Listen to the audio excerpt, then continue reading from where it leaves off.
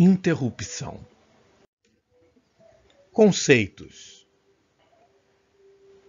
É preciso a história para que a gente possa se sensibilizar com a realidade do conceito das coisas que aparecem dentro do nosso ambiente, para que o cérebro aceite essa ideia como uma coisa normal. O conceito da interrupção, por exemplo, foi introduzido na década de 60 pelo MIT, Massachusetts Institute of Technology. E ele contrasta com o método de scanning, que é de varredura. A varredura, por si só, ela vai passar de componente em componente e perguntar: você precisa de alguma coisa? A interrupção é diferente. Eu tenho uma tarefa principal e, se você quiser me perguntar alguma coisa, fique à vontade, me avise. E ele interrompe. Interrompe o fluxo principal da CPU depois que ele conclui a instrução que está em andamento. Além disto, ela é hierárquica. O que significa isto? Que pode ocorrer muitos pedidos ao mesmo tempo e eu preciso definir qual deles devo atender primeiro. Então é preciso respeitar uma hierarquia. Quais são as fontes de interrupção que existem dentro do ATmega 328P? Bom, primeiro, são duas interrupções externas, a int0 e a int1, que podem ser ativas por borda ou por nível. Se você modificar o estado de algum port de I/O, ele também pode identificar isto como sendo uma solicitação de atendimento. Quando um timer estoura, ou seja, estoura a capacidade dele, como por exemplo, contar um byte até 256, quando chega a 255, ele estoura a capacidade dele. Alteração do comparador analógico também, ou seja, se você estiver usando o recurso comparador analógico, se ele atingir um determinado valor pré-estabelecido, ele pode te interromper. A conversão analógica digital é um processo muito lento. Fica muito interessante se você pode deixar ele fazendo a conversão e ir fazer outra coisa para ganhar tempo. Você fala para o dispositivo, me avise quando terminar. Outro problema é a escrita na EEPROM. A memória EEPROM interna dele é muito lenta. É muito interessante você mandar gravar uma condição de dados e falar para ele, quando você terminar, me avise. A comunicação serial é o outro nó, porque na realidade, pense bem, os dados não chegam um atrás do outro, pode haver um tempo entre um pacote e outro, pode ser demorado. O Watchdog Timer, uma técnica que nós não vamos trabalhar no nosso curso, é uma técnica avançada, é um cão de guarda. Você configura ele como uma espécie de relógio e vai fazer o que tem que fazer. Quando você terminar o tratamento de todas as tarefas, você tem que voltar em tempo hábil de desligar ele, senão ele reseta a máquina. A comunicação SPI também exige tempo e é muito interessante você poder fazer a comunicação Serial Peripheral Interfacing. Então é bem tranquilo. E a outra comunicação que ele vem preparado de fábrica para trabalhar é a I2C, Two-Wire Serial Communication. É muito interessante. O conceito de I2C foi introduzido nos anos 80 pela Philips. Aqui é a memória clássica dele. Essa memória é muito interessante. Se você apertar o botão de reset, esteja onde ele estiver, ele vai parar o que está fazendo e vai para o endereço 0 para executar o código que ali está. Existe também a colocação dos vetores de interrupção, que vai do endereço 2 até o endereço 33 hexadecimal. A área de memória de 34 a algum endereço antes do 3FFF, que é o último endereço de memória, está a presença do bootloader quando ele for utilizável. Neste caso, parte desses comandos estarão no programa principal pelo menos 4 KB acima do 3FFF. Por sua vez, o tratamento de interrupção é uma rotina que estará em algum espaço na memória RAM antes do bootloader. E aqui nós temos o endereço do programa principal. A princípio ele começa no endereço 34. Ali já não é uma área ocupada por nenhum componente por enquanto. E a interrupção pode acontecer em qualquer momento. Não existe um endereço específico, porque esse é o segredo da interrupção. Quando alguém quiser atendimento, pede. E aqui embaixo, a área do bootloader. Vamos acompanhar o processo de interrupção sem o bootloader para a gente entender, compreender como funciona isso, que é muito simples na verdade. Vamos começar. Em cima, do 0000 até o 033, nós temos o que nós chamamos de vetor de interrupção. No 00 é o endereço do reset. Mas ali o que acontece é o seguinte, cada uma das coisas que possam solicitar interrupção tem um endereço próprio para receber um tratamento imediatamente. Por exemplo, se você ativar a interrupção externa 0, ela tem um endereço próprio. Se a interrupção foi causada por uma interrupção externa 0, ele para o que está fazendo e vai executar o que está no endereço da interrupção externa 0. Veremos com mais detalhes sobre ela. Nesta região vai ficar o loop permanente que nós vamos construir. O programa principal deverá rodar nesta região.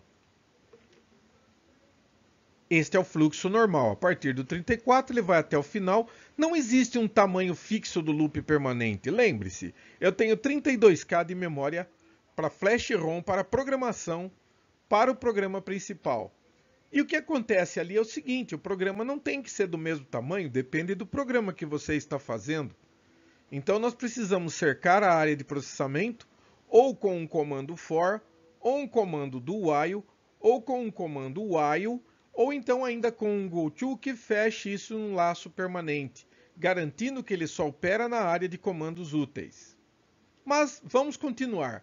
Em um dado momento ele está executando algum dado, alguma instrução que está no endereço marcado ali. Neste momento ocorreu a interrupção. O que o processador faz? Salva, termina em primeiro lugar o que ele está fazendo e ele precisa guardar em algum lugar aonde voltar. Então o endereço seguinte de onde ele estava, ele vai preservar numa área de memória RAM chamada stack. Depois disso ele vai ir para o endereço cuja interrupção o solicitou. De lá, ele vai lá para o código da interrupção e trata o que tem. Então, lá no vetor de interrupção, tem um comando goto, vá para um determinado endereço onde tem o teu código de interrupção. Quando você termina o tratamento da interrupção, você precisa retornar ao que estava. Como que você faz? Volta ao stack, pega o endereço de retorno e volta a executar o que tem nele e o fluxo segue normal. Isto pode se repetir tantas vezes quanto forem geradas interrupções. Aqui alguns tipos de interrupção que são do ponto de vista externo, ou seja, que estão terminadas nos pinos externos. Nós começamos aqui com duas interrupções, 21 e 2, que estão ligados nos pinos 4 e 5 e que corresponde ao pedido de interrupção externa 0 e externa 1. Além disto, pessoal, é possível você, em qualquer pino de port de I/Os, programar ele, é claro, você habilita essa condição, e ele vai responder à interrupção por qualquer variação em qualquer um desses ports. Você também tem a liberdade de programar a interrupção para trabalhar com a comunicação serial. E também tem os timers, porque timer counter também trabalha do lado de fora. Tá ok? Só quero lembrar aqui um instante, mas depois a gente pode ver isso. Vamos prosseguir. Quanto ao vetor de interrupção, o que eu devo falar sobre ele? O vetor de interrupção, como você pode bem ver aqui, existem diversos elementos que podem pedir interrupção. Até 26 coisas pode pedir interrupção. Por isso que eu falo a palavra pode. Para que alguma delas funcione, é preciso uma habilitação de um conjunto de bits liberando o uso daquele recurso. Uma coisa interessante para falar é o seguinte, este vetor normalmente fica no endereço 00. Lá está em cima o reset. Quando você não usa bootloader, mas se você usar bootloader, você tem a opção de modificar. Você vai mover todos esses vetores para o início da seção de boot flash, lá onde você colocou o bootloader. Para isso você precisa mexer o bit IVCell em um registro chamado MC1CR. Ok? Não é uma questão de decorar, é uma questão de consultar. Nós vamos ver com muito mais detalhes logo adiante. Então veja bem, o endereço de cada vetor de interrupção, ele será reajustado para o endereço do boot flash section, lá embaixo na memória como você viu, antes do 3FFF, hexadecimal. Vamos estudar agora alguns registros que controlam isso. Um deles, o MC1CR. Ele tem 8 bits, é claro, e como você pode ver, nós temos 5 bits úteis. Vamos começar vendo o IVCell e o IVCE. O IVCell. Se você colocar 0 neste bit, o vetor de interrupção inteirinho será colocado no início da flash ROM, lá no endereço 0. Mas se você colocar 1, ele será colocado no início do bootloader na flash ROM. Ele copia. Ele está pré-preparado para trabalhar essa condição. Ah, só lembrando vocês, esse aqui é o vetor de interrupção. Ele será colocado inteirinho. São 26 possíveis endereços. Portanto, isso aí vai me dar do 0 até o 34, 33 hexadecimal. Ou, posso dizer para vocês que são 52 endereços, porque se são 26, só que são 26 interrupção, onde cada uma delas precisa de 2 endereços. Então eu preciso, na verdade, de 52 endereços para tratar todas as 26. O IVCE, ele tem que ser colocado em 1 para você poder utilizar o IVCell. Olha que interessante.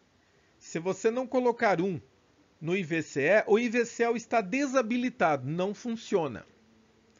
E o IVCE, ele é limpo por hardware 4 ciclos depois de ser gravado.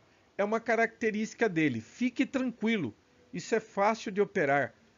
Explicar é muito mais chato de falar do que você montar para mostrar. É muito mais simples. Então respire fundo que a gente volta a tratar disso na parte prática. O detalhe é que quando você seta o bit IVCE, como eu estou colocando ali no primeiro item, para poder usar o IVCell, todas as interrupções serão desabilitadas. Você precisa habilitar as interrupções para poder tratar disso. Se fosse só ele, era muito fácil, mas não é. Existe um outro registro chamado sreg. Este é o sreg. O que interessa para nós no sreg nesse momento é o bit 7 que se chama I. Global Interrupt Enable. É a chave geral das interrupções. Se você colocar 1, você está permitindo que ele entenda a interrupção. Ele não sabe quem é, mas ele sabe que está habilitado. Se você desabilitar aqui, nenhuma daquelas 26 interrupções funciona. E 0 desabilita. Se por outro lado também, quando você habilita uma interrupção, por questões de segurança, quando uma interrupção ocorre, ele coloca 0 nesse bit. E você tem que limpar isso daí, colocando ele de volta para tratamento de interrupção, colocando 1. Porque 1 não pode tratar interrupção. Tem uma instrução em assembly, que é o reti, ele coloca automaticamente o I em 1. Isso aí é automático. Tá ok? Outro registro que também participa das interrupções é o EINSC. Vamos ver o que ele faz. Ele tem 2 bits. Por quê? Um deles, o bit 1, trata da int 1. O bit 0 trata da int 0. Eu quero lembrar aqui onde eles estão. Aqui eu já estou citando também os timers counters. Você pode usar o pino 6 para contar sinais externos, pode usar o pino 11 também. Quem vai contar no caso do 6 é o timer 0. Quem vai contar no caso do 11 é o timer 1. São 2 timers, ele tem 3 timers internos.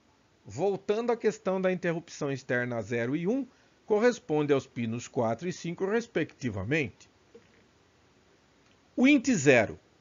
Você quer usar ou não essa interrupção externa? Se habilitou a interrupção porque você quer usar. Quem que você vai usar? No caso da interrupção externa 0, você coloca 1. Tá certo? Naquele registro lá no int 0, você colocando 1, você habilita a interrupção externa 0. 0 desabilita. E no int 1 você controla a interrupção externa 1. Outro registro que participa, o ACRA. Como funciona o EICRA? Ele quer saber para você como é que você pretende fazer a sua interrupção, tá ok?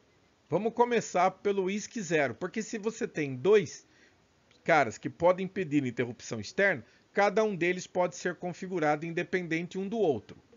Neste caso, se você colocar 0 e 0 no pino 2, do bit 2 e 3 desse cara, ele é sensível a nível 0, perdão.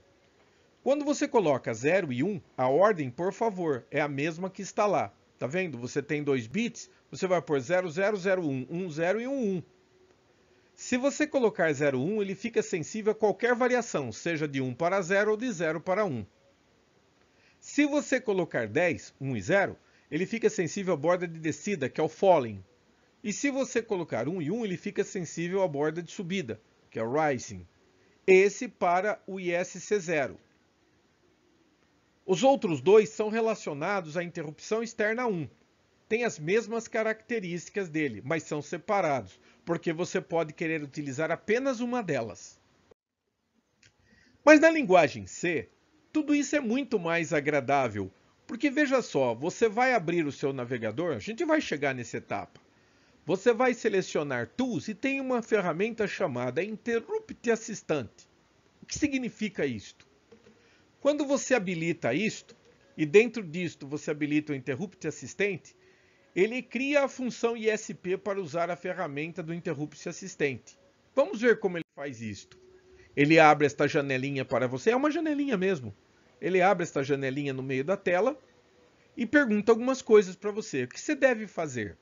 Primeiro, tem que dar um nome para esta função. Nome simples, de poucos caracteres, não pode utilizar o espaço, não pode utilizar acentuação gráfica. Na verdade, você não pode fazer muita coisa.